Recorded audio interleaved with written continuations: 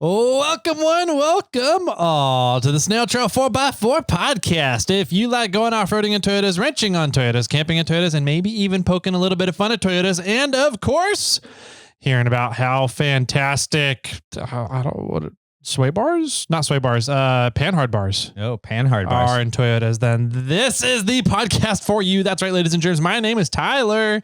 Joining me for another episode of the SnailTrail4x4 podcast, Jimmy Jet. How you doing, man? Good. Yes. I think I'm still recovering a little bit. Recovering? Yeah. What are you recovering from your wine outing? Yeah, pretty much. Yeah? Yeah. Okay. And kind of a nonstop, but yeah. Oh, okay. So Jimmy went on a binger. Maybe. Yeah. It wasn't. We'll just go with yes. Okay, cool. We'll get into that a little bit later on here. Yes. Let's see. What else do we got going on today? This is Thursday's episode. Start of a new month. So we got a new giveaway going on. We got some winners for an old giveaway, some FNGs and birthdays to talk about. Yep. Little bit of catching up there on the home front. And and then we'll get into a bit of what we've been up to. Cool. I like it. So let's see here. Should we jump right in? Or do we got some housekeeping stuff we need to go let's through? do that. We are kind of at the beginning of a new month. Right. So November, which is Jim's month. Jim's month. Yes, it is. Ooh. I wonder if that's done or not. We might have to take a break, but we'll get to that. We'll get to that at the break point. We'll take a break at the break. So yeah, Jim's month, November. Yes. Which means we're done with October. We have a couple winners. We'll get to that. Let's see. So we have this month's giveaway, though, is a new giveaway for the month of November. And we're doing a Moreflate braided, one of the new extreme duty braided hose kits, which is pretty rad.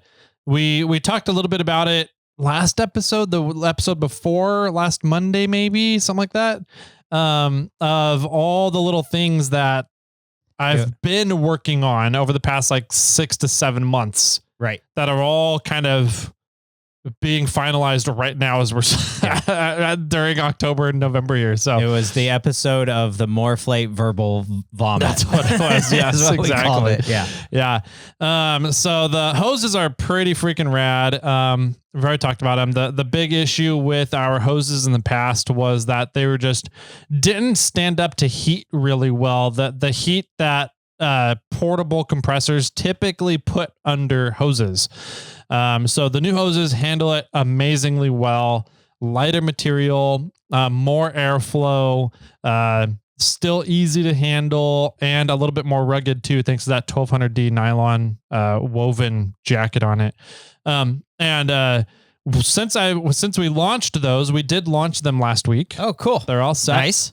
I've been noticing that we have 2 competitors right now that are using a braided hose. Okay. I was able to get my hands on their hoses. Yes. They are just where you want your hands. Yeah, on my competitors' hoses. Essentially they're nice hoses. They're decent. I need to do stress testing on them, but the outer jackets, A, are not nylon, and B, they're not a really, really tight weave. They're a really loose, soft weave. Which I have my inclinations of getting caught on things, especially rocks and rough terrain that they're going to be laying in, kind of thing. And they're not going to clean off as well. Right. So there's a very specific reason why we went with a 1200D weave on the nylon material. And that 1200D, whenever you hear something like an 800D nylon, a 400D nylon, what that means is how tight the weave is, the density of the weave. And a 1200 is a very tight weave. The factories that do the nylon weaving don't want to do it that tight because it's time consuming. Oh yeah, sure. To do it that tight. They'd rather do like a 400 or 600 D weave. Is it like an amount of weaves within an inch? It's per square footage, inchage. Whatever the square. It's not a 3-dimensional, right? It's a 2D. So it's the amount of I believe threads per a square inch or square. Everything's done in metric, so maybe centimeters.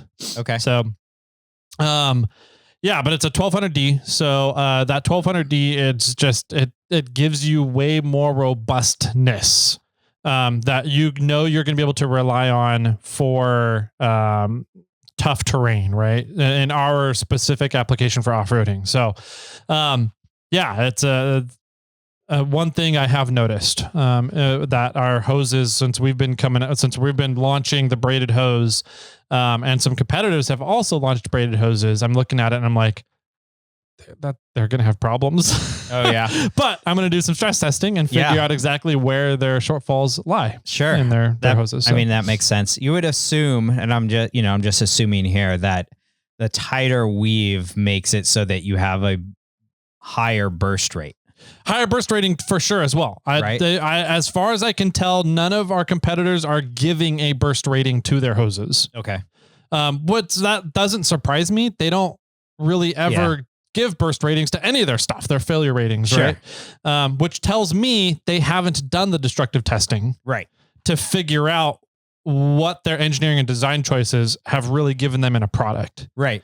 And I've actually learned how to do that and learned why that's so important from having guests on the podcast like Justin from Factor 55 and Duro Bumps and these really cool interviews that we've gotten to do, Dirt King, and learning about their stress testing process, Dobinson. Yes. Going through and the importance of why you stress test your products to make sure that your engineering of the products is done correctly. Right. And you know which companies do that because they're very proud to tell you their results. Oh yeah, absolutely. And what their failure ratings are. And so if a company doesn't tell you the failure ratings of their products, they probably haven't done the testing to see what their products do, or they're just buying white labeled products, right? So, and they don't know and they don't care. Yep. So there's another kind of a fun tidbit that I've learned throughout the years. And I like to share to people. Well, and as you kind of did discuss in the Morphlate Verbal Vomit episode, that, the burst rate of the hose is so far beyond what the other limitations are in the kit. Yeah. And so it's sort of one of those, it's like, this is a fun fact, but it's not quite necessary for the, the amounts of pressure that you guys are going to be running a quad kit through. Exactly. And for the off-roading, the vehicular tire application of these hoses, 1600 PSI, you're never going to get close to that. No, never. Yeah. If you're running 1600 PSI in your tire, we have other things to talk about. Exactly. Right. But what that does by knowing those burst pressures and knowing the temperature ratings of the hose, knowing the airflow ratings of the hose, means that we can start opening up to other industries. Sure. So we may be able to now take Morphlate to other industries and other applications than just an off-roading tire application. Totally. So understood. Yeah. So all that being said, we are giving away a Morphlate quad kit with the new hoses. Is there a name for the hoses? I'm calling them the Morphlate braided hose kits. Okay. They're technically, I think I call them an extreme braided hose kits. Yes. But everything just plays off of XD and it's just all marketing mumbo jumbo, right? The point to get across is that they're different. Sure. And they're higher grade, higher quality, higher caliber hose kit than our previous ones. There you go. And then soon the old ones will be phased out. And we won't have them around anymore. And we may just go back to regular hose kits. Yeah. Right now, we just need the delineator because we're running still the old SKUs and the new SKUs at the same time. And it's getting a little messy on the back end and warehousing and production and everything, but, we'll work with it. And that's just some more fun background business stuff hopefully, because consumers and customers don't realize, as if we're doing our job correctly, consumers don't notice it. Sure. There you go. Yeah, absolutely. So if you want to get in for this month's giveaway, you need to go over at iRate4x4 and go down to the watch, listen, and discuss section. Click on the SnailTrail4x4 podcast. And then all your sign up options are there. You can sign up on the $5 tier, which is pretty much give us a coffee. You can sign up for the $10 tier, which gets you entered for the giveaways that we do every single month.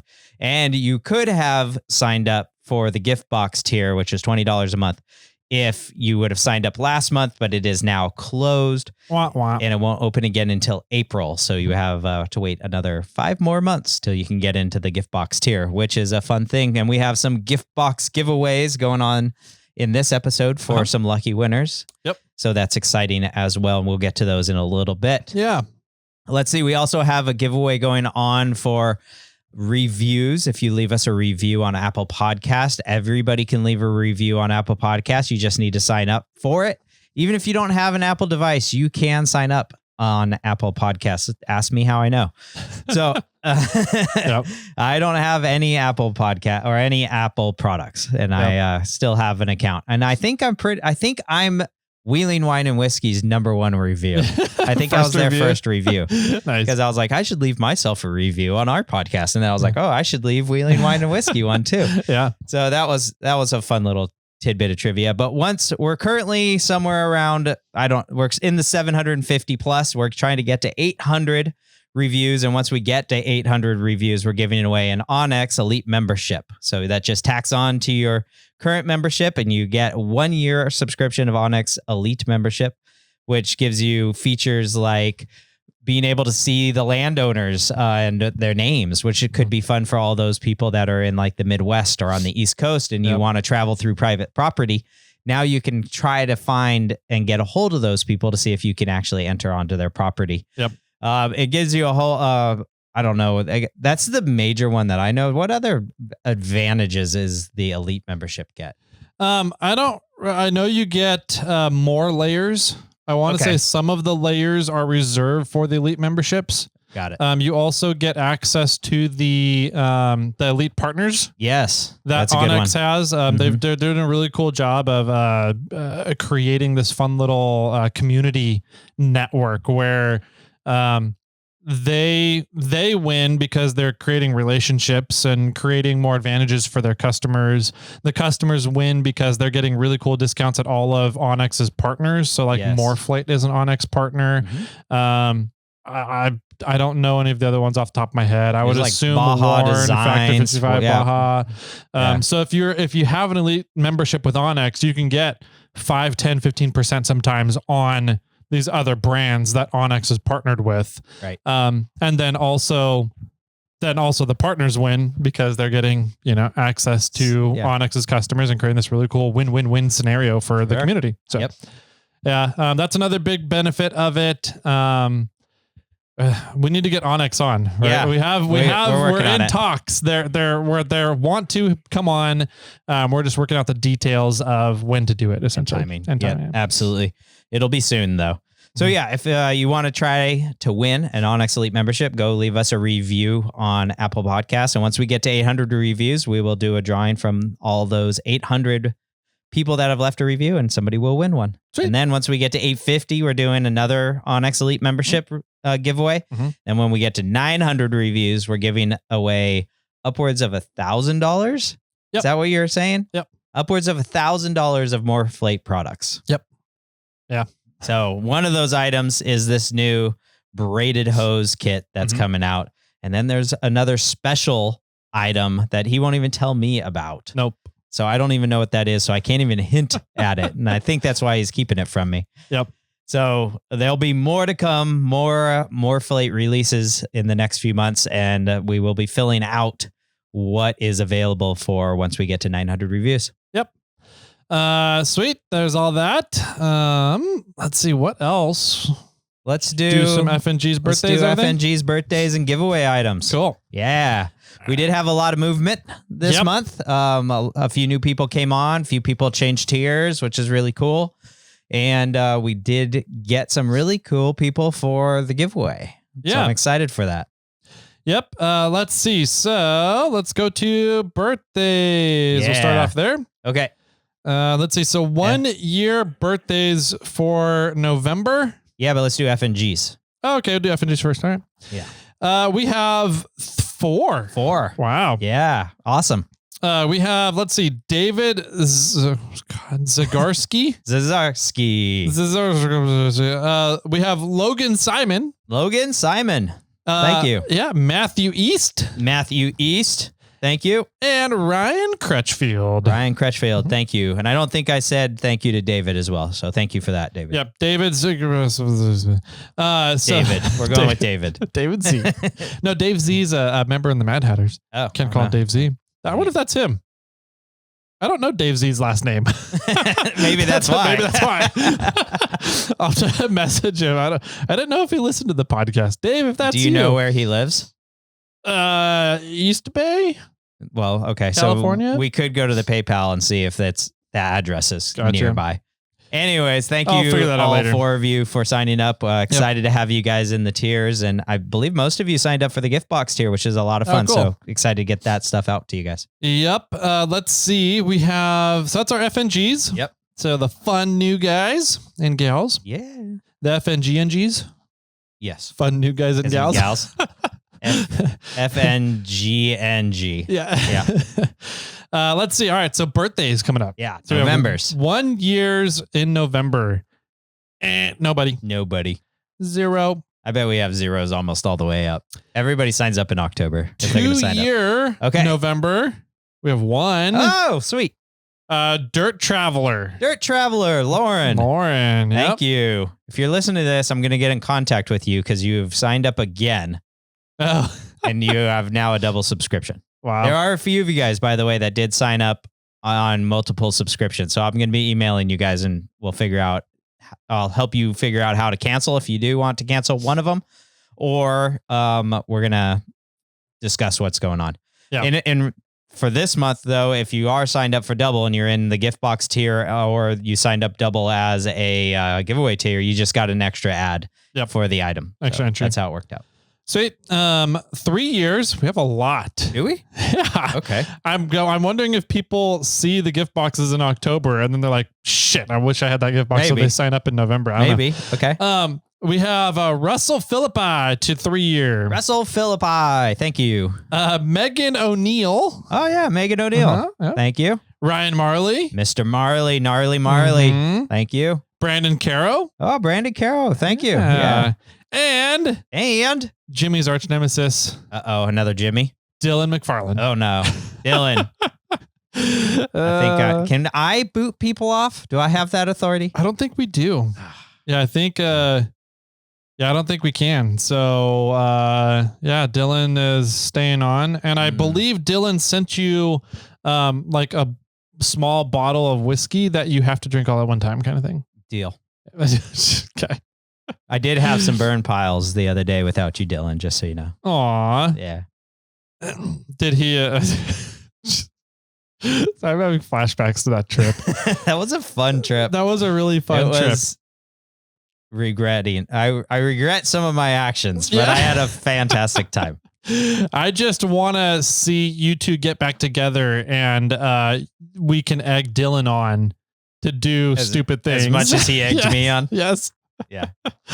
Anyways. I think he has better willpower than I have. I don't know, man. All you got to do is kind of tell him, I don't think you can do that.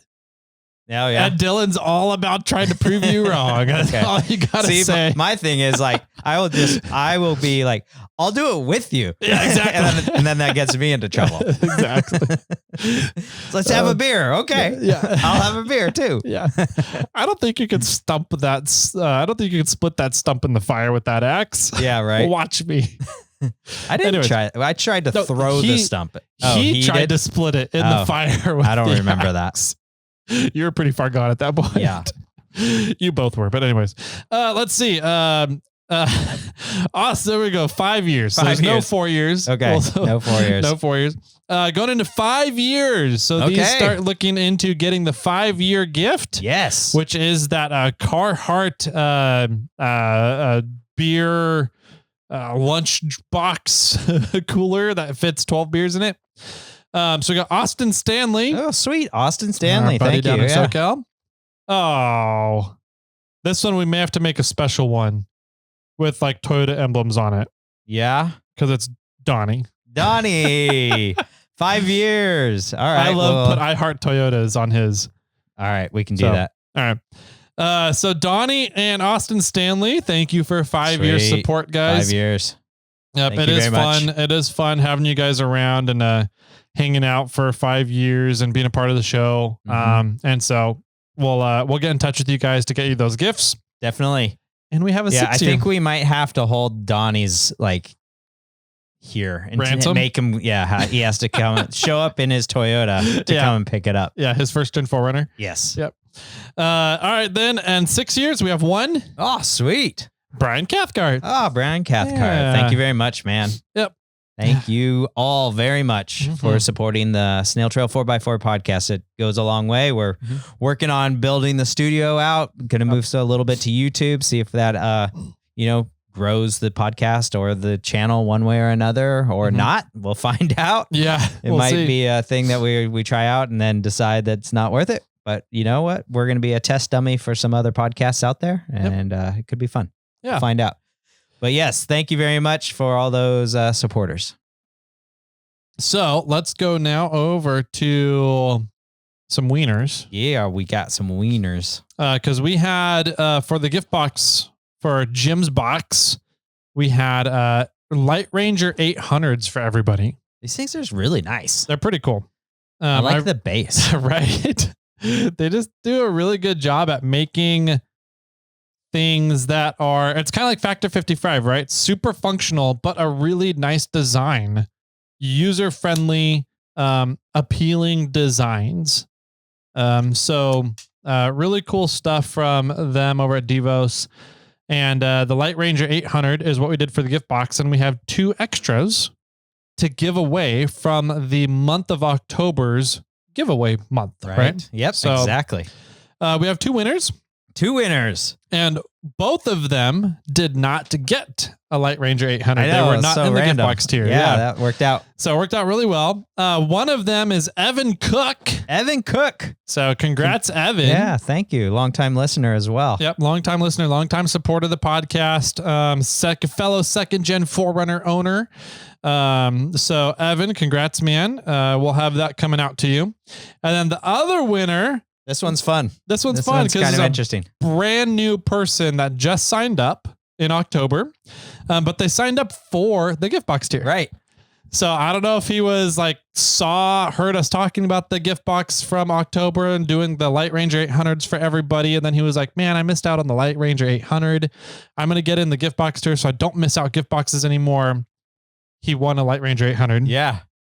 And that's random. Ryan Crutchfield. Ryan Crutchfield, congratulations. I'll get in contact with you, confirm your address, and we'll get these shipped out to you guys. Same with you, Evan, though my guess is you haven't moved.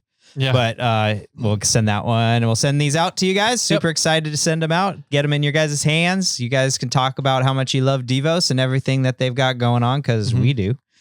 And hope you guys enjoy. And congratulations. Yeah. So this one that we have out, the Light Ranger 800, you guys can see if you're watching the camera. We'll probably send to Evan. So I might hide something on here for you, Evan. Just FYI. We want to send the one that we haven't opened to the brand new subscriber. Yeah. Is that your exactly. logic here? Yeah. We'll send the one that we've futzed with and probably drained the battery in by now. Right. We're sending that one to you, Evan. Yeah. Yeah. We don't have enough experience with Ryan yet, so we can't mess with him too much. But Evan, we can fuck with. So sounds great. Cool. Let's see. Anything else? I don't think so.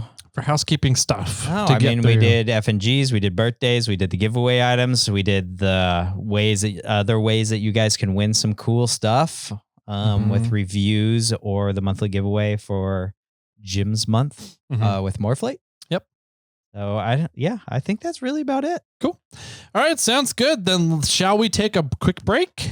I think it's going to be a long break, right? It might be a longer break than our normal break. Oh, to you guys, same amount of time. But to us, a little longer than normal. Okay. So we'll take a quick break and we'll be right on back with kind of what we've been up to, because that's what we do on Thursdays.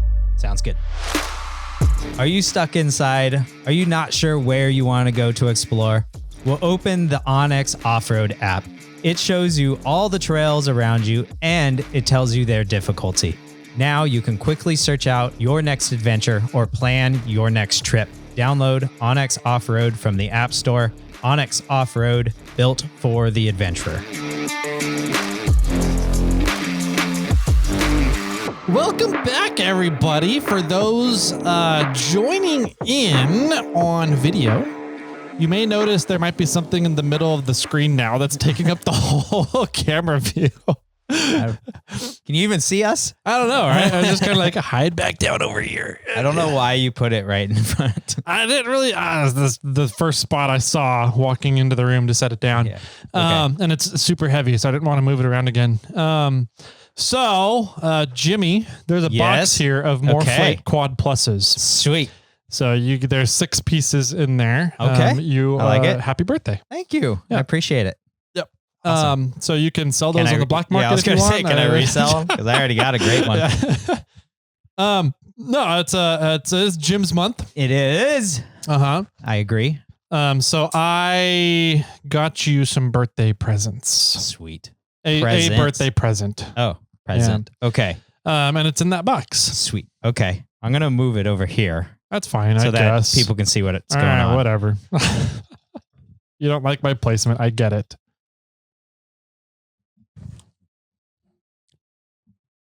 That looks like a very awkward spot to put that. All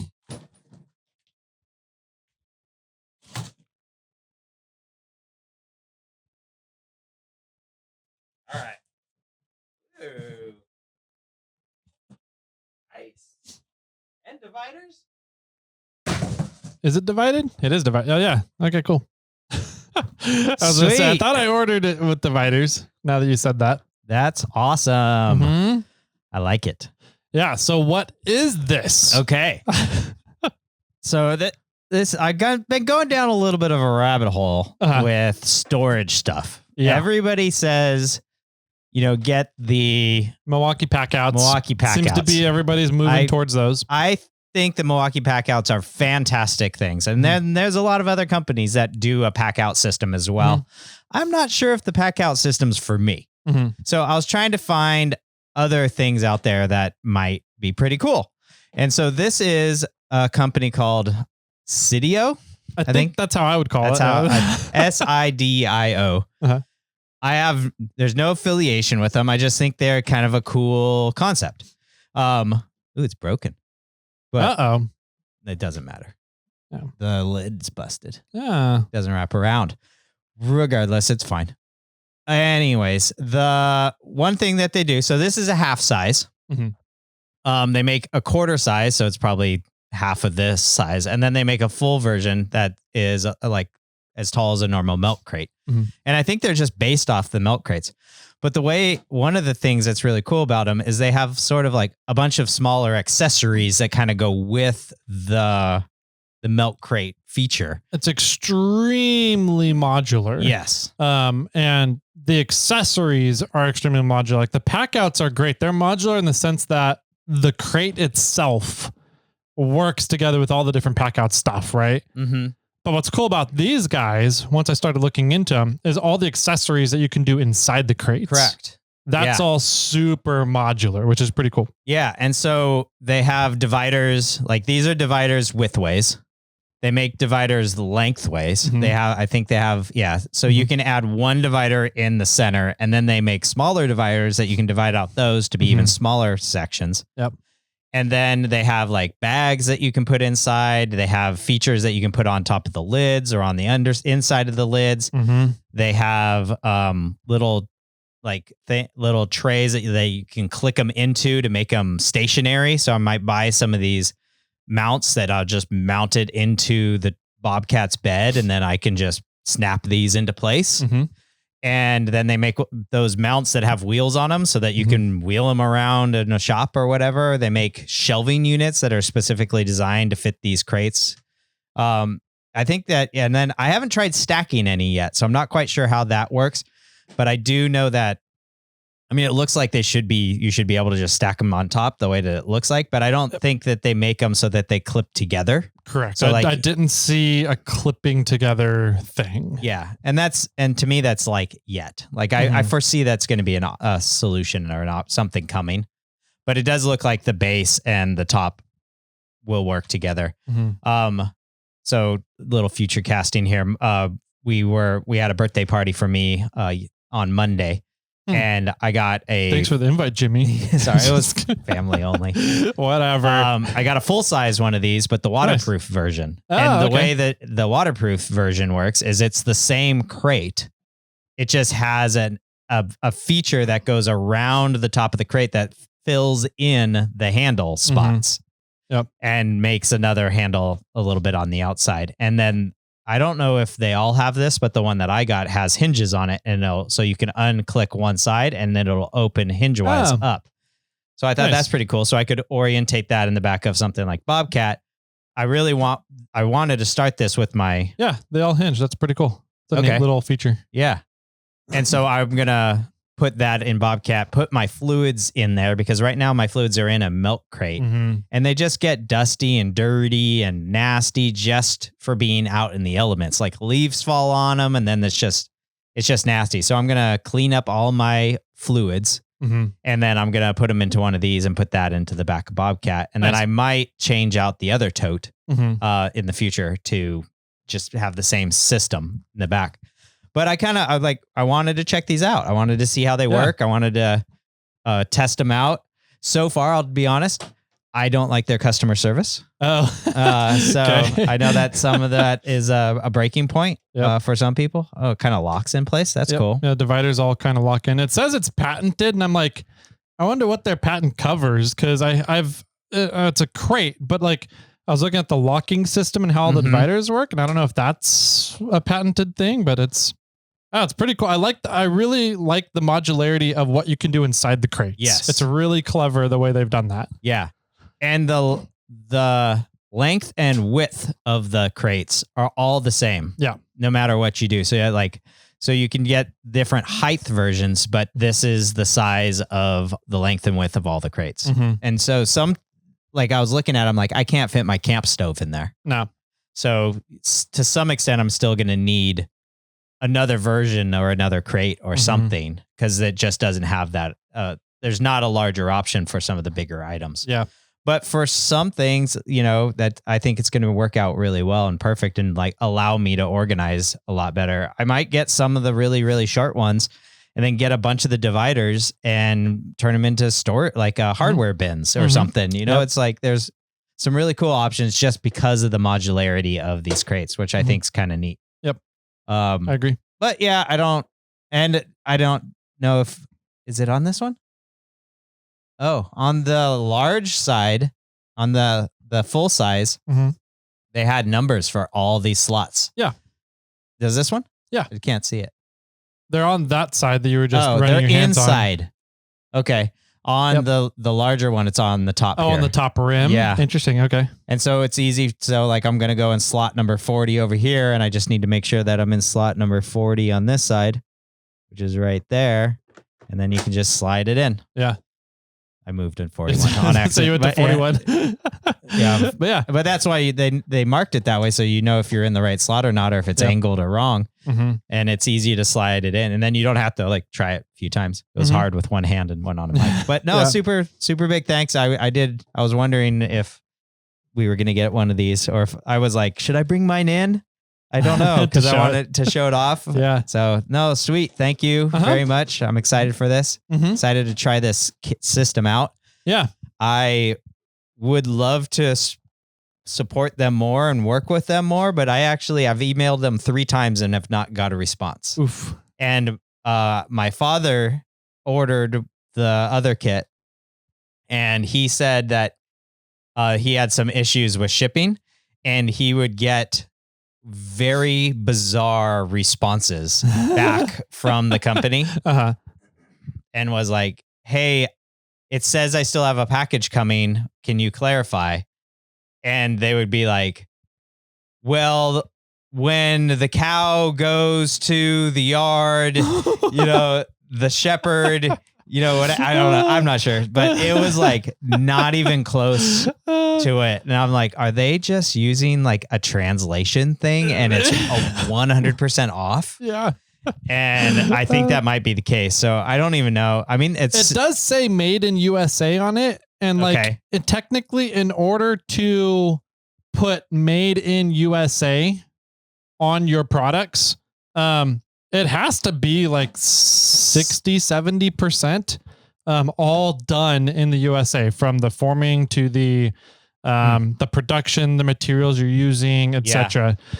So it'd be interesting to see, because you always think of, I think us in the off-road industry, we're sensitive to made in USA. We really want to support the made in USA products, companies, etc. Because you assume that if it's made in USA, that it's a USA company, they're using USA labor, etc. There's different assumptions that comes with made in USA. Correct. But I wonder if there's companies that are trying to play on that, and they use USA injection molding.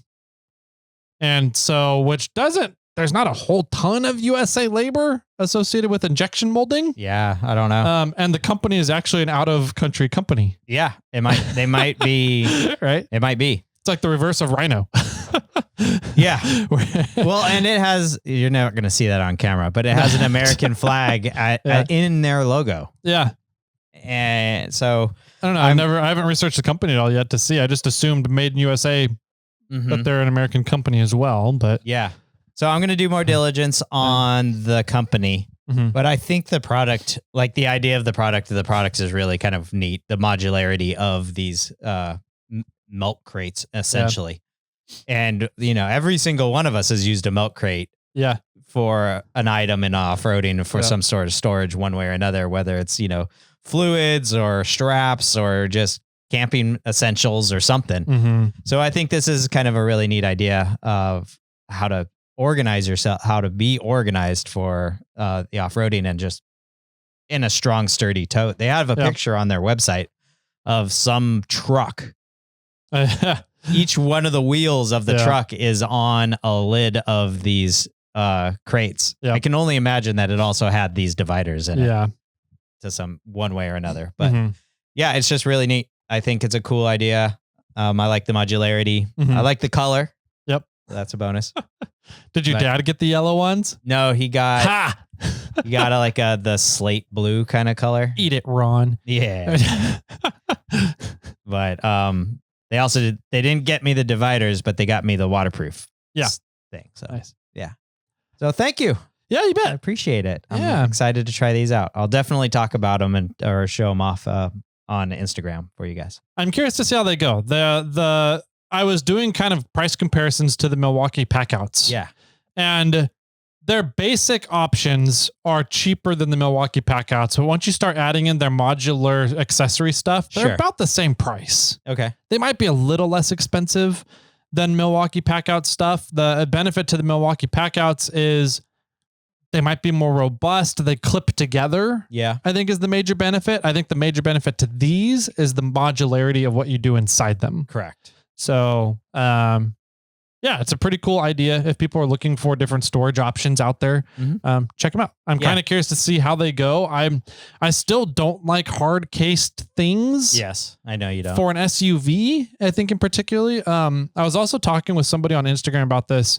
They were like, I think I want to go to hard mounting stuff and get all my stuff is in like soft bags at the moment. Yeah. And I want to get rid of the soft bags and get into hard mounting. I have places for everything. And I'm like, that's cool. I like that idea. I used to do it in the first gen 4Runner.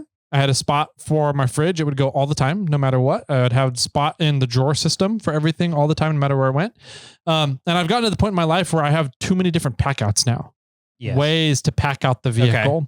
And I started running through all the different ways. And I was like, I've got, if it's just me for a day, I've got day trips, overnight trips, and then multiple overnight trips that all require different packing methods. Sure. I've got, if I just go on a trip solo versus me and the family versus me and a buddy. Yeah. Right. Those are all three different pack outs as well. And so I started thinking about it. And I was like, I literally have 10, 12 different ways I pack the vehicle depending on what type of trip I'm going on. Yeah. Winter, summer. So I don't know. I'm just like, I can't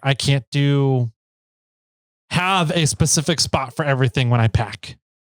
I don't know. Yeah, no, I agree. I don't have a certain spot for everything while I pack or when I pack for the trips I go on, but I have a few things that have specific spots everything I go when I go. Whenever you go. Like my your base foundation of your pack outs, yeah. I guess. Like I always have like my spare parts bin, which also has some straps and some recovery gear, not quick essential recovery gear, but just like, things that you could use if not in the emergency. But like, oh yeah, I got that thing that'll help you lift your tire with the high lift jack. It's in this other bin. Okay. And my fluids, those are almost in Bobcat. Those are always strapped to the back of the bed, right up against the, the cab.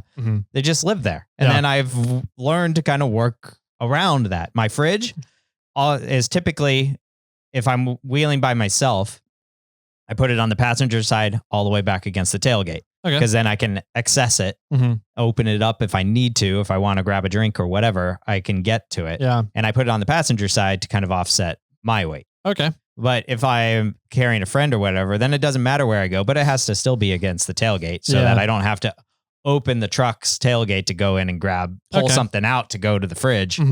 Right. So there's a few things that I have, but then the rest of my truck bed or the back of the truck is sort of like however we fill it in. Yeah.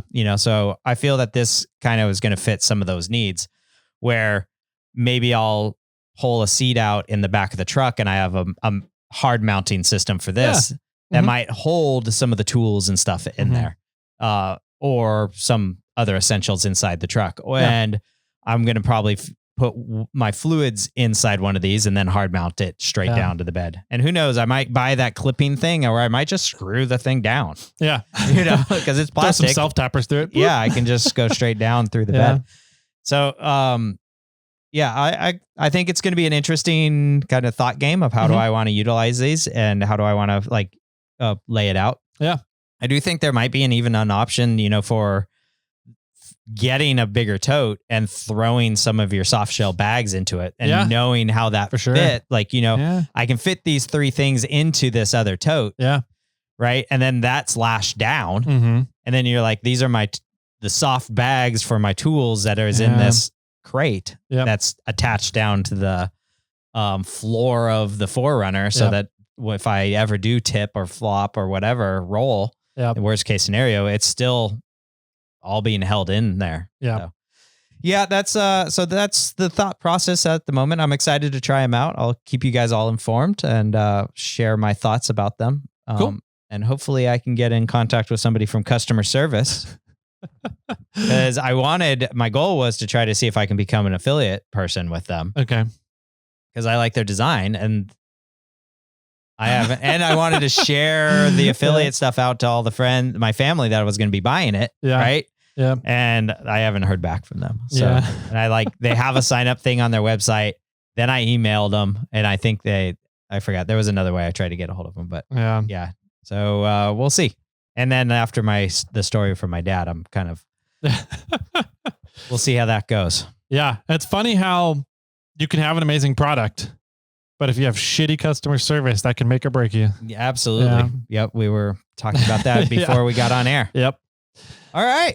So cool stuff. That's that's sweet. Yeah. Thank you. I didn't do much. So I'll go first because I want to hear a little bit about your birthday weekend. I think you're gonna have some stories. Yeah. I definitely do. I finished up my tree trimming. So I borrowed a pole saw. Okay. From my father-in-law. He had one that was on a Black & Decker 18-volt battery system. Sure.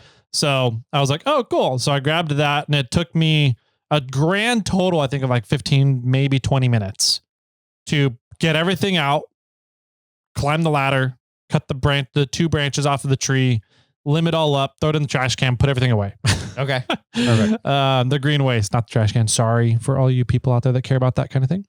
And so I put it all away. So 15, 20 minutes. So I'm still coming out way ahead on the tree trimming, which is fun. I don't know. I enjoy being efficient and finding ways to be more efficient at things. So I'll have a story of that later. Yeah. Okay. Sweet. Let's see. What else did I do? I didn't do much. I didn't do anything on the rig. Updates on the Mule. The Mule is pretty much done. Cool. At least done enough because we need it for the weekend. Oh, yeah? What's going on this upcoming weekend? This weekend, so this was the week of SEMA.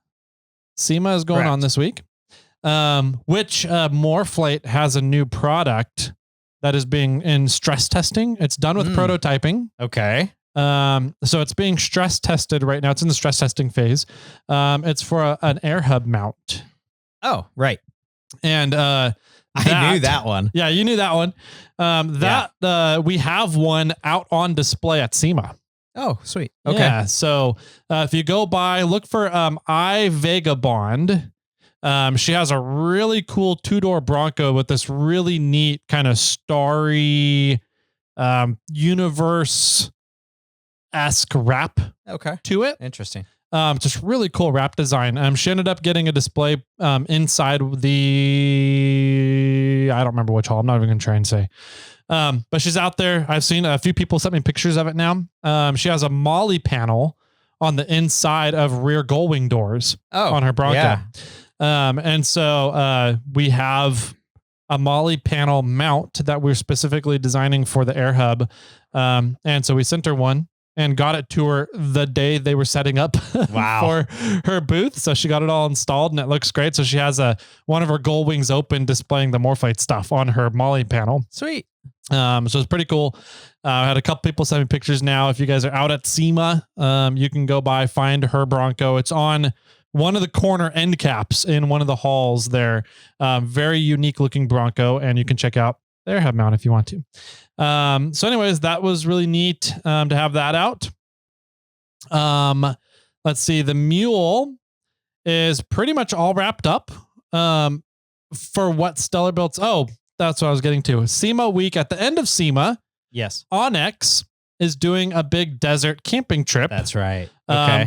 They're doing it like a media summit where they're bringing in a bunch of the influencers that were out at SEMA, as well as a bunch of the vendors that they have the elite partnerships with. Okay, cool. And bringing them all together for this weekend desert camping trip, desert camping and wheeling and sounds like a good time exploration trip after SEMA.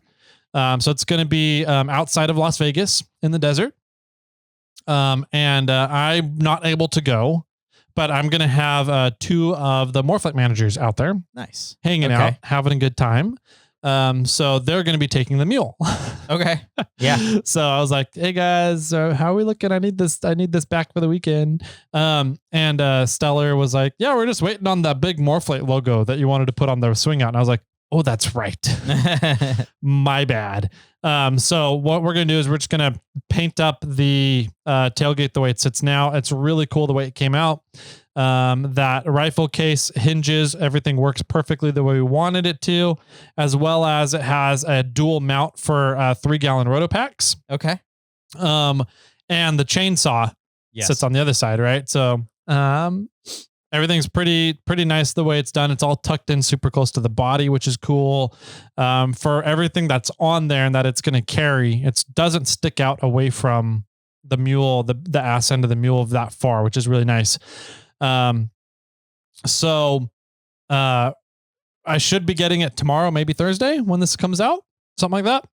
And then what I still want to do, I had another idea because I was looking at the back of the swing out now that the important priorities are there. Sure.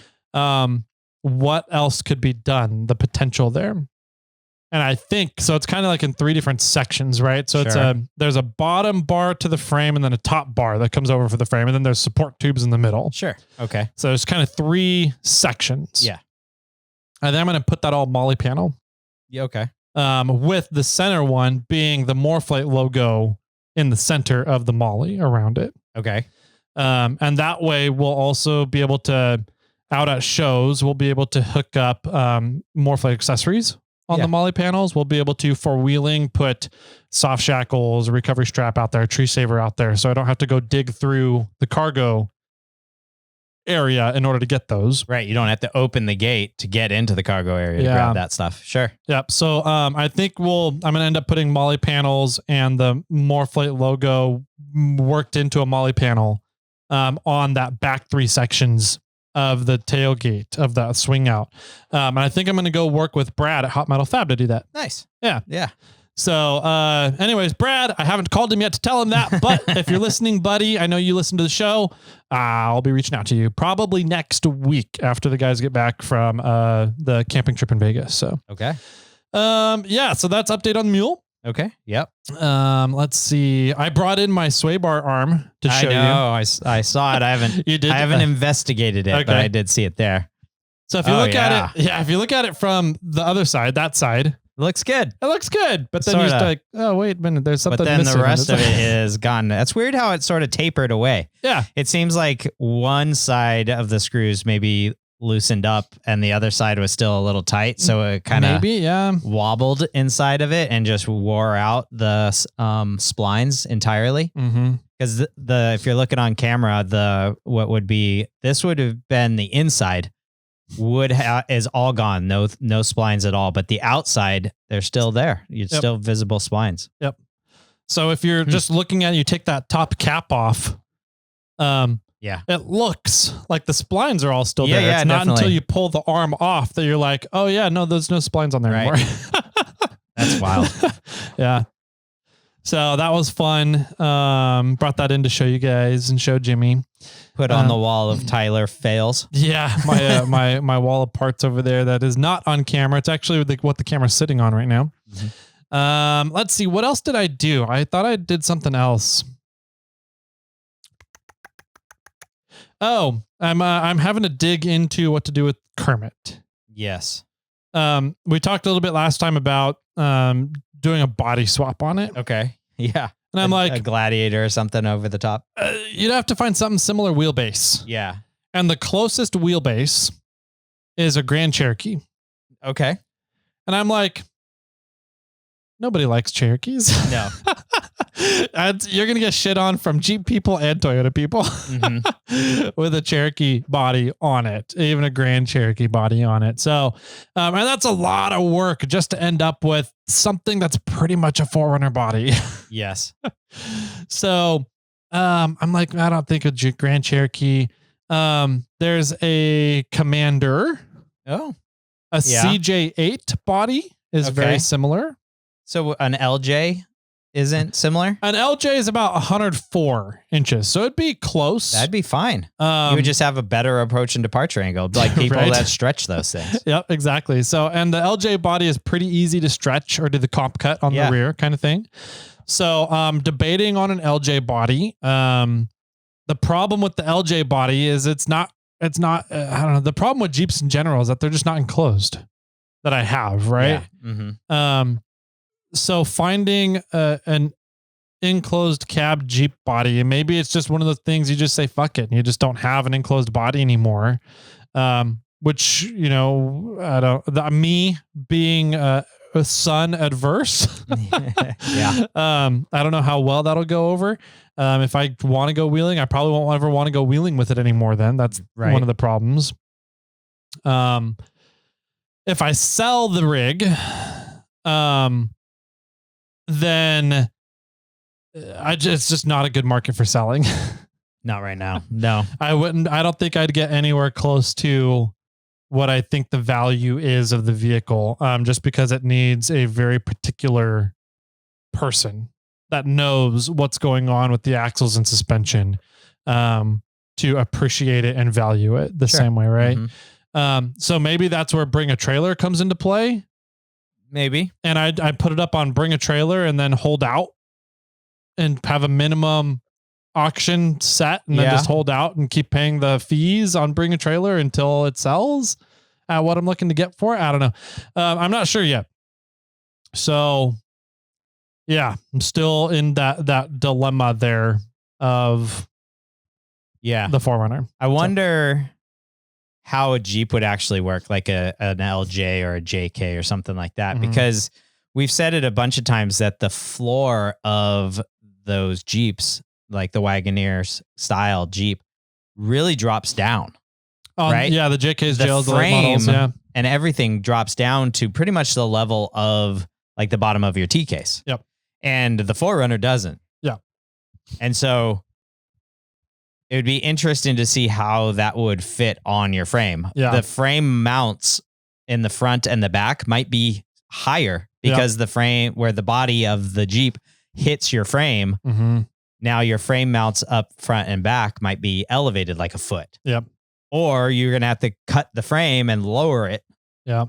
And set it up with like a subframe setup. It'd be a lot of work. Yeah.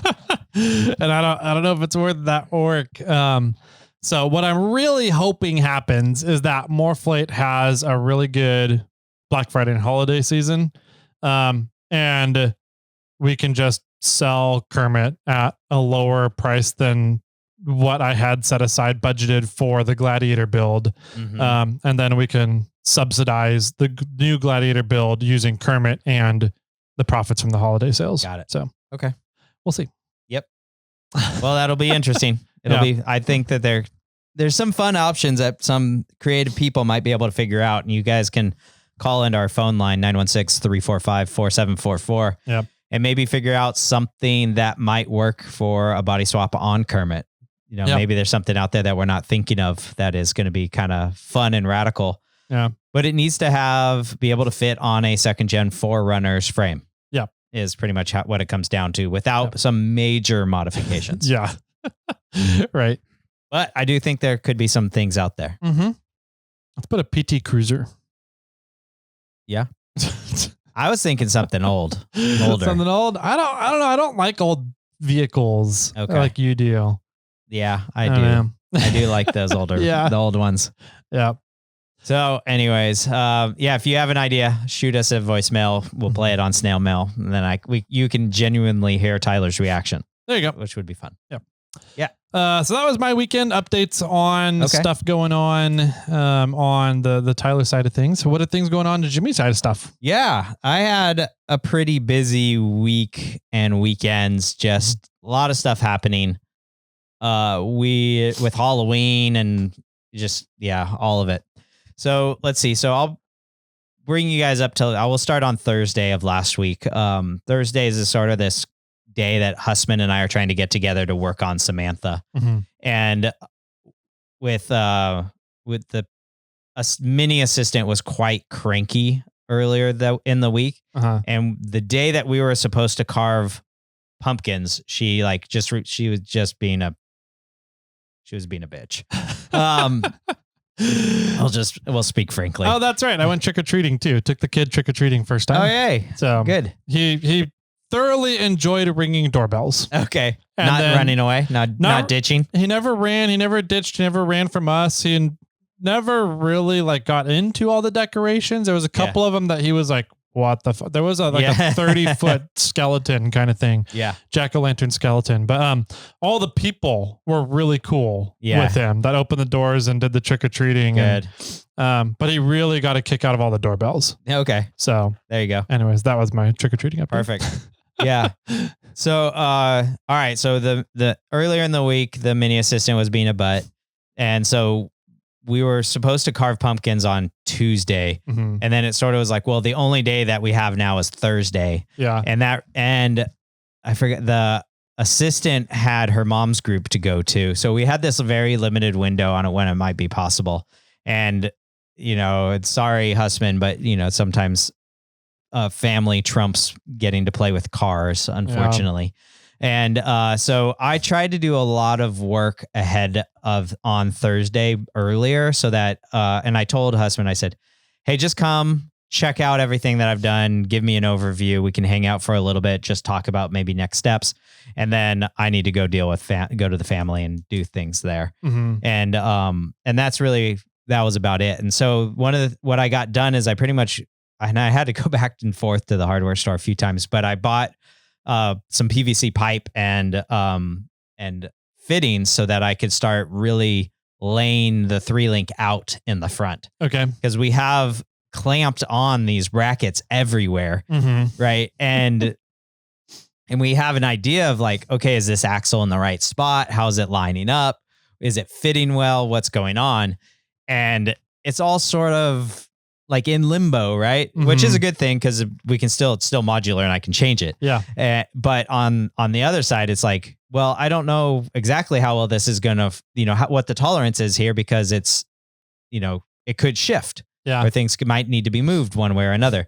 And so throwing the PVC pipes in, setting the PVC pipes up and, as the links, building the links with the PVC pipe.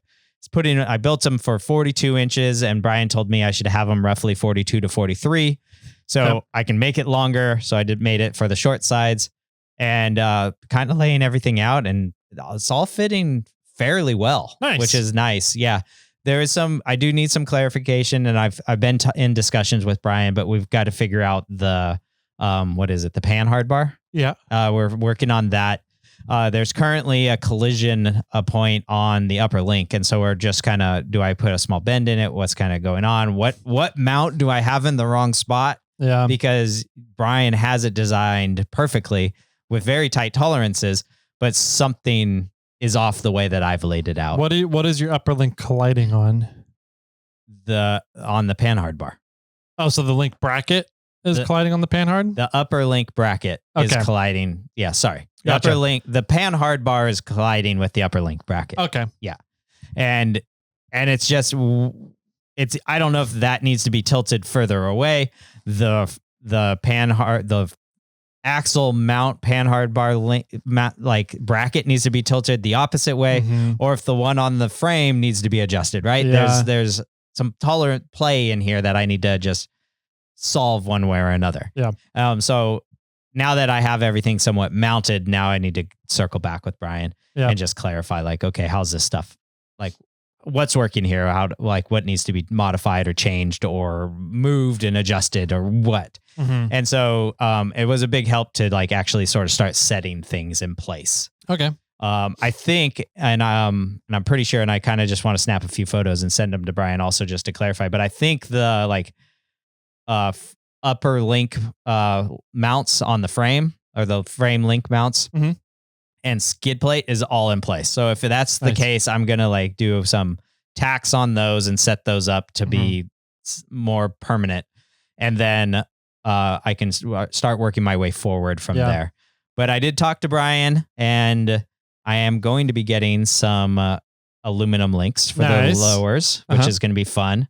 Also, I don't know what happened between you building your rig a few years ago, Ori working on your rig a few years ago, and me getting all the parts, but I'm missing 2 Heim joints. And so I couldn't fully do everything with the PVC pipes because I don't have the Heim joints. And so I think Brian's going to be sending me more of those. Okay. And then so that's what, for the most part, what I did on Samantha during the day. Husband came over and we just sort of talked about a lot of things, just walking around it, laying it out, talking about how things far, what my max compression might be, where's my ride height kind of going to be sitting, and just kind of laying a lot of that out and figuring things out from there. Nice. So that was fun. And that got done. And then I went back and we carved pumpkins real quick and set those out on the porch.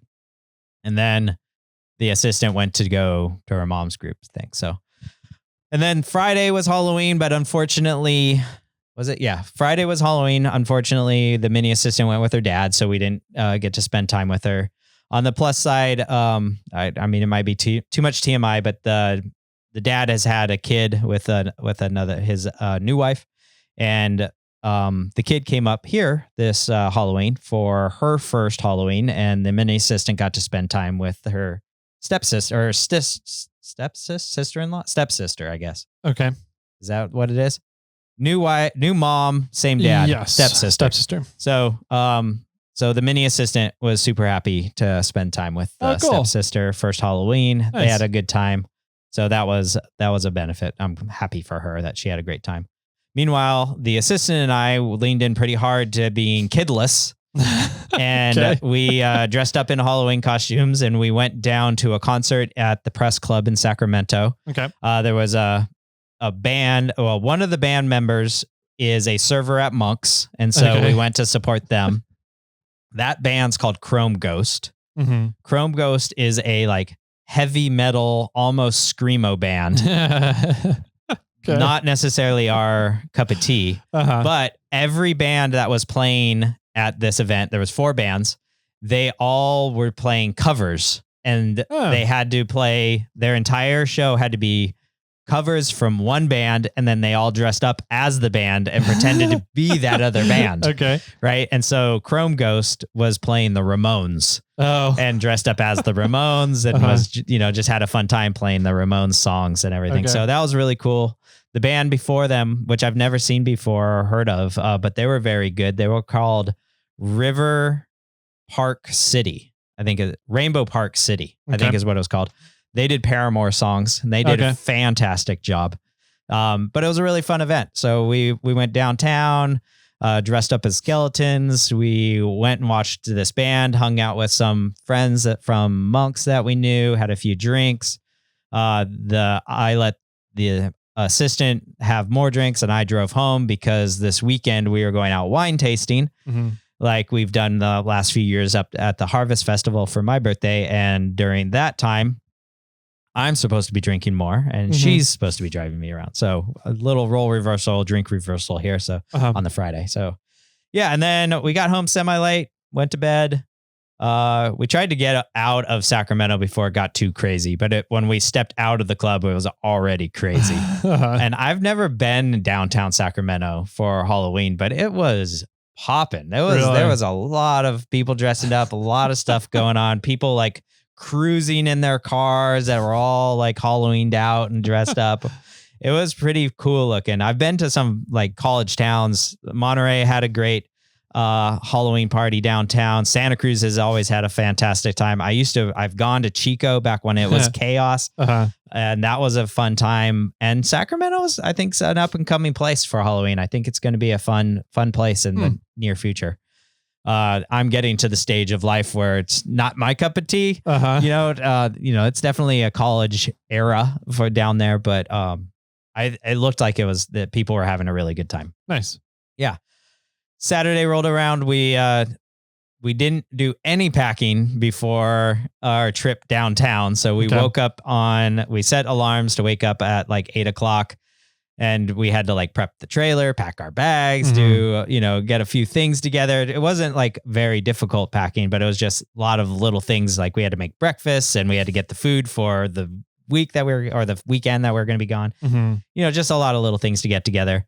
Hooked up the trailer and the winery area is about an hour and 15 minutes from our house. So we cruised up there and we stopped at one spot on the way in with the trailer and we stopped there last year and we really liked their wine, but that was last of 6 wineries. Okay. So we have a rule after the first 2 wineries, we just don't sign up for any more wine clubs. Yeah. Even no matter if we like them or not, because your tastes are off. You just had a bunch of wine, so you're like, we're not going to sign up for anything. And this one was the last winery we signed up, or last winery we visited last year, which was our sixth winery, and we liked it, and we bought a bottle, and we've drank the bottle at another point, and we liked that bottle, so we stopped there first this time, and we liked it all again. Okay. And so we ended up signing up for their wine club. And that winery is called the Polynesian Girl. Oh. And it's ran by Tatiana, who's from Tahiti. Okay. And she has a little winery just over the hill from the tasting room. And it was a lot of fun. And it was fun to see Tatiana again and talk to them and hang out. And we think she makes some great wine. So that was a lot of fun. Then we got a hip camp. For those that don't know what hip camps are, it's more or less people that have private property that have a little bit of extra room on their property and rent out it for camping situations. Hip camp does require them to have some bathrooms or, a way for you to go to the bathroom or some generic hookups if you want it. Or they need to disclose some of that things. But I do think bathrooms are pretty essential in their setup. And so a lot of people just get porta potties. Okay. Rent a porta potty or something to have it out there. And that's what they did. But so we then drove to the hip camp. We dropped the trailer. Didn't set anything up, just like took the trailer off the Tacoma, locked it up and drove out. And then we went to 3 more wineries. All of them we've been to before, except for one of them. And even the one that we didn't go to, we're kind of like, meh, it wasn't as good as we remembered it. Okay. And then we found a fantastic location for the hip camp, but unfortunately it was in an area that we've been. It was actually over by Windwalker. Okay. More or less. Yeah. And which is a winery that your family, the in-laws belong to. Yeah. And so you've been there, you know where it is. Yep. And so it was in that general area where there's a lot of wineries that we've all been to before. And so we ended up going to a bunch of wineries that we've been to because they're just relatively close. Yeah. So next year, I think we found that during the festival day, there's a whole south side and we haven't been to any of them before. So I think we're going to try to find a hip camp or something else over there and then try all those wineries that we've never tasted before. Okay. Let's see. So after we went wine tasting, we went back to our camper. We set up the camper. We were hanging out. We went on a little walk like around the property and we walked down to like their tasting room and barn, and the big old barn door was open. And so we kind of like, we're just like standing outside of the barn, but looking in just like at all the barrels. And then all of a sudden somebody like pops out from the back, way in the back, goes, "Can I help you guys?" And we're like, "Oh, hey, we're here. We're camping with the trailer. We're just walking around, checking things out." And he's like, "Oh, cool. Yeah. I'm Aaron. I'm the owner. Thanks for coming." And he has a winery and cidery as well. Oh, cool. And and we were staying on their property, and we're like, met him. He was really nice. We just talked to him for a little bit, and we're like, okay, well, we're going to go up and like finish setting up and getting everything ready and have some food. And so we were up there, and then he sent, the assistant a text message, and he was like, "Sunset tasting?" ? And so we're like, sure. Yeah. So Winery 5, we go down and we do tasting with him. And I apologize to him, but I forgot the name of his winery. It starts with a C. It's something like, I'm going to look it up real quick. Hold on. Time out.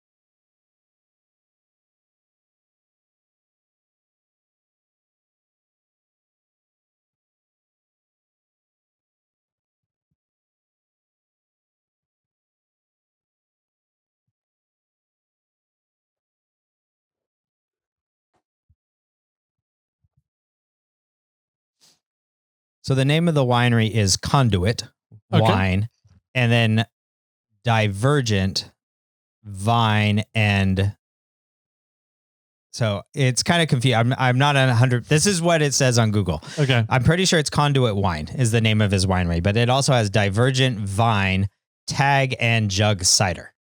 Okay. So he's the cidery and the winery. Unfortunately, we didn't taste any of the ciders. I think we left and we are kind of like, oh, bummer. We should have tasted some ciders. Yeah.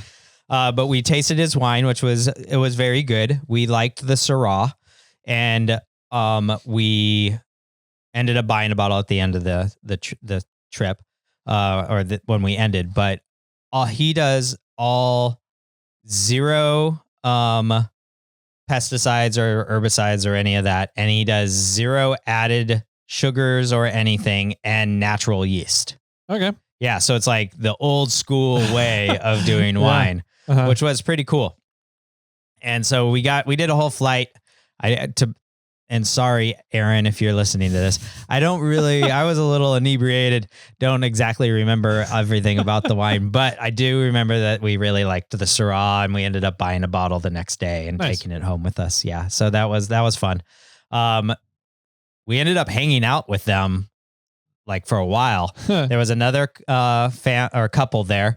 And then they hung out down there for a while. They went back up. And then there was another guy that was there that was a friend of Aaron and his wife. And he was hunting on their property for a buck that's been wandering around. Okay. Yeah. And so we ended up talking to them and hanging out with them the rest of the night. We went from the tasting room into the barn, and he has couches. He has like a small arcade in there, which is really cool. He wants to be very kid wine friendly. Okay. Which I think is a good move in the industry, because it seems like a lot of wineries are not kid friendly. And he's like, well, the parents are going to want to taste, and the kid, should come and hang out. Yep. Like, well, we don't want to turn people away just because they have a kid. Yep. So I thought that was really, really cool of him. And yeah, they had this small arcade, which was fun. And then he had a projector and we were watching the World Series final game. Oh, okay. And then, yeah, so we were just hanging out down there and I was talking to them and I look over and the assistant is passed out in a chair, right? Just sleeping. So I go and I wake her up and I go, you okay? And she's like, yeah, I'm fine. And I was like, you want to go to bed? And she's like, yeah. And I was like, okay. So it was like the top of the 10th or something like that. And I was like, man, I want to finish watching this game because I think they were tied then at that point. But yeah, I didn't see the end of the game. But so I ended up taking the assistant back up to the trailer.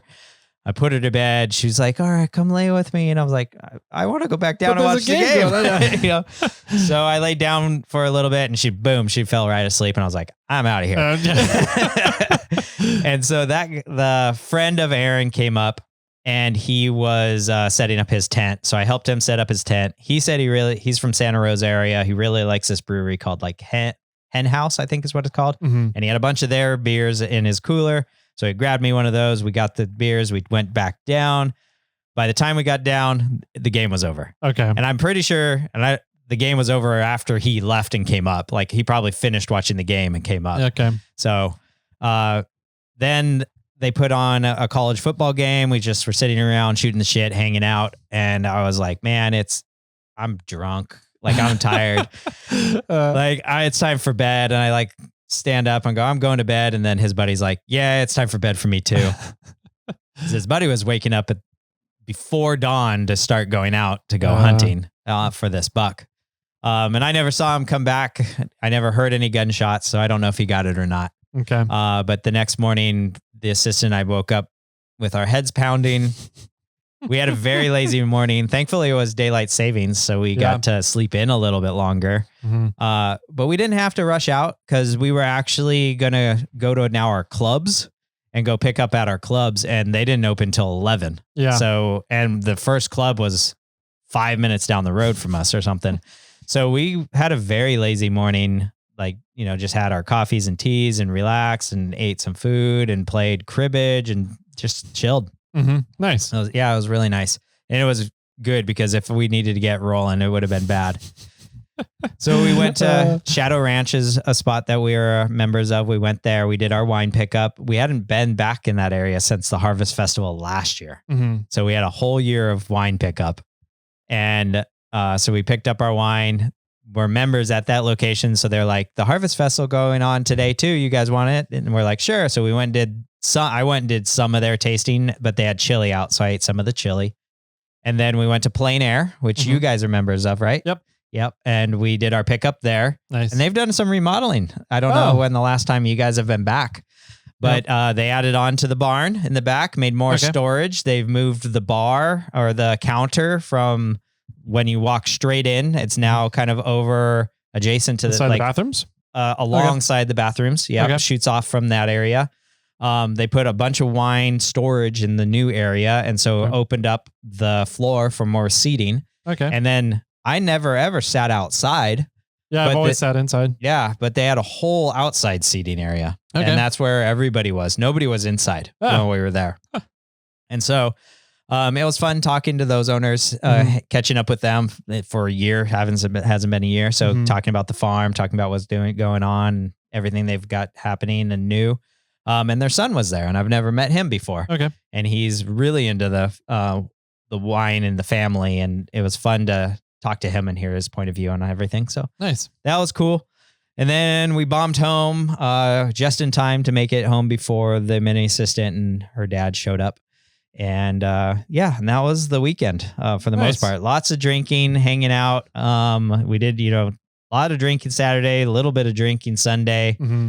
And then, it was a fun time. We had a good time. So then Monday rolled around, which was actually my birthday. Mm-hmm. And we had a family get together. Mm-hmm. So we opened up some of the bottles we brought home, had 4 or 5 bottles that were opened for everybody that was there. There was about 10 family members there, and got some Lego bonsais. They make 2 big Lego bonsais. One of them's a pine tree and one of them's a maple tree. And now they came out with this like miniature Lego bonsai kit that has 3 Lego bonsais in it. Okay. And so the mini assistant got me that. Like my parents and my brother's family went in and bought the big tote and the waterproofing kit of this Cydio stuff that kit like you got me. And then what else did I got? I got some shirts and shoes and a little small toolbox thing that's kind of cool from the father-in-law. I like it, but I'm not quite sure how I'm going to use it. It's literally like a 2-drawer, probably a foot long, 5 inches deep, you know, 2 little drawers. It's like, I want to like put it in my office and put like art supplies in it or something. I'm not quite sure how I want to use it, but it's cool, but I'm not sure what I'm going to do with it yet. So I got some fun stuff and hung out there and had the family over. We made dinner. I asked my mom to make a tres leches cake for me. So my mom's such a great baker. So that was great. And got some good presents from friends and family and stuff. And a lot of people said thank you. And a lot of people said happy birthday to me. So thank you for that. That was the weekend. So nice. Now I'm jumping back into it, trying to play catch up after, drinking and having fun all weekend. And on Monday, also, I guess I should say, Mike Toronto came over, first gen Mike, and we replaced 3 out of the 4 CV boots on Charlotte the Tacoma. Okay. And so it was a lot of fun hanging out with Mike. We did a lot of work, and he's like so efficient at this stuff because of his working for Toyota. Yeah. That like I tried to like, okay, you take that side, I'll take this side. Let me know what steps you're going to do, how you're doing it. And by the time he's like telling me the next step, he's like already over, like pretty much doing it. And so I felt like I was just like, okay, I'm going to be your gopher. Like, I guess I'll hand you tools or something like that. And then he was doing something and he reached around Charlotte, around the bumper and into the wheel well to move one of the brake lines. And he like tweaked his back. Oh no. And he's like, oh man. He like stood up really fast and like went in this weird position, holding like the side of his back. He's like, I just tweaked my back. And I was like, oh no, like, you okay? Like bad or good? He's like, oh, it really hurts. And I was like, well, lie down. Yeah. Like get on the cold concrete, lay down and relax. He's like, okay. And so he like laid down and he was just sweating, he just wasn't doing good. And so he laid there. I'm like, let me get you a water. You should just relax. I went and got him a creeper. That has a head, like lifting head thing. And like, he got on there. He's like, oh yeah, this is much better. And then from that point, it was like, okay, now you're telling me what to do. Yeah. And so we ended up doing the rest of the kit for the most part by him telling me how to do it, which was great because now it's like I have hands-on experience. I've done those now. Or I have now completed those and know what to do. And it was wild because it's like Toyota charges 2.5 hours per side to do those. Okay. And I don't know what their hourly rate is. But he said it's something along the lines of like about $1,000 to get these done. Both of them done? To get all 4 boots and everything done at Toyota. Okay. But it's per side 2.5 hours. So however that maths out. We did it probably in that time allotment. And the boots cost like $80 a piece. So you did both sides in 2.5 hours. Yeah. And $80 per boot. So, yeah, pretty much. It's $80 for the kit for the inner and outer boots. Okay. Per side. So $160. Yeah. In parts. In parts. And then 2.5 hours labor. That's the thing that's kind of, I understand that that's how the automotive industry works, is that there's charged rates. Yes. And then I don't know. I always feel like it's a scam to an extent. Like your charged rate, if they're saying it should take 2.5 hours, but per side. Yeah. So 5-hour job. And you get it done in half that amount of time with a back freak out in the middle. And then one person who's never done the job before finishing it up, and you still get it done in half the amount of time. Yep. Is that really what the charge labor should be? No, it shouldn't. So I'm like, where do they come up with this formula for charge labors? I know we have vehicle technicians that listen to the show. I'm curious where this rate comes from. Right. Because I'm not involved in that industry. No. Yeah, I don't. So I don't know how that works, how they come up with that. But I do. It always seems to me like the prices are outrageous for charged rates. They look it up in a book and says, okay, this job should take 28 hours. Yeah. Whatever. It should take 5 hours. But like I've heard of techs being like, oh no, I loved doing this one particular job because it was a charged rate of like 12 hours. Yes. And I found a way to get it done in an hour and a half. Right. So I get to pocket that extra charge labor 10 and a half hours. Do more of those jobs in a day. Right. Yeah. 100%. And I'm like, good on you for finding out a way to be more efficient at it. Beat the system. But if it's that much more efficient, you're getting it done in 10% of the time. That the labor rate is way wonked and fucked on that. Like, what do you? Right. Well, and I don't have my hand in that system or organization, but there is a weird disconnect there for, well, why am I not just paying you your hourly rate? Yeah. Right. And it's sort of, if their hourly rate is this, and then they can take as long as they want.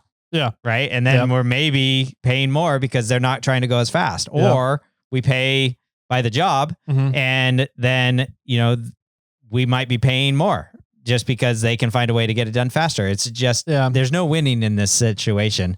I understand why the system is set up the way it is. Yeah. Yeah. I would like to know, how are those book rates? How do they get those calculated? Rates? Yeah. What do you guys, how is that calculated? What's being taken into consideration for the book rate? Absolutely.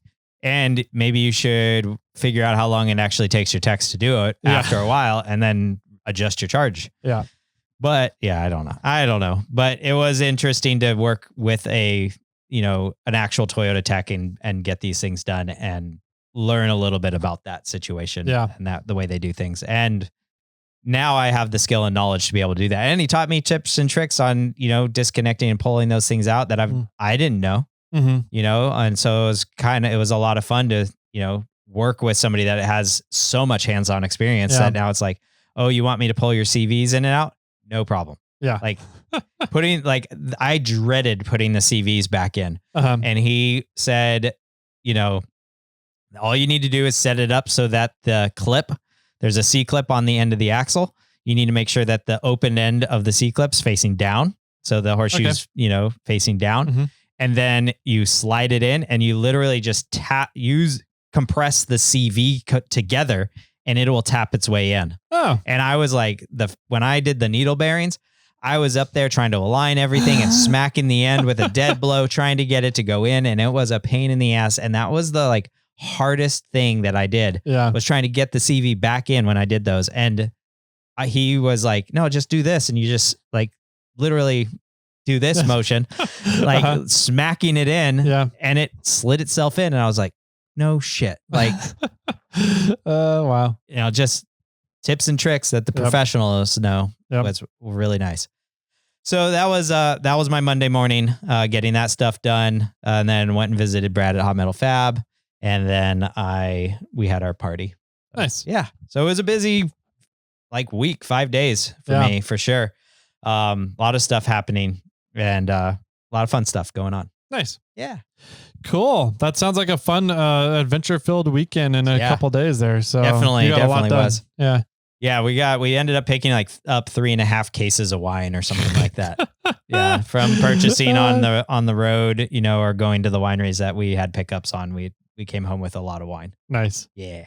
We need to, we were down at critical point. Yes. Sure. And we ended up buying almost a full case of wine at Costco the day we signed up. Yep. So we have a little bit of leeway right now, but I think we've only gone wine tasting 4 times since Reed was born, maybe 5. Yeah. So we're still very, very low on wine. We need to go around and pick up our wine clubs too. Sure. So that's the other thing about it. So, well, when you start getting low again, you guys will just have to come up and we'll share some of our bounty. There we go. Yeah. Cool. Well, fun stuff. If you guys have any feedback on the show, listeners out there, you guys want to give us some feedback or tell us, hey, what's up? You got some ideas? You have something to give based on what we've been talking about? You can call in 916-345-4744 is the phone number. It's a voicemail. Go straight to voicemail. It doesn't ring for us. So just call, leave us a voicemail. We'll go over those tomorrow on Friday. And so do that. You can also get a hold of us on Instagram. There's emails. There's Facebook. There's irate4x4. Lots of different ways to get a hold of us and interact with us. Instagram, etc. So, yeah, you guys know what those are. They're down in the show notes as well. So check that out if you guys are interested in that. And I think that's about it, man. Sounds good. Any final words to wrap up the episode for everybody? I was first going to say, get ready for the new year, because I'm pretty sure that's when I'm going to be starting the Samantha videos coming out. Okay. But I'm going to not say that. And I'm going to say, get ready for our Black Friday special in a few weeks. Ours? This SnailTrail4x4? Yeah, the Black Friday stuff we do. The like picks. Yeah. Yeah, that's always fun. Like toe picks? Feet picks? Oh, stop it. And with that, my friends, keep crawling.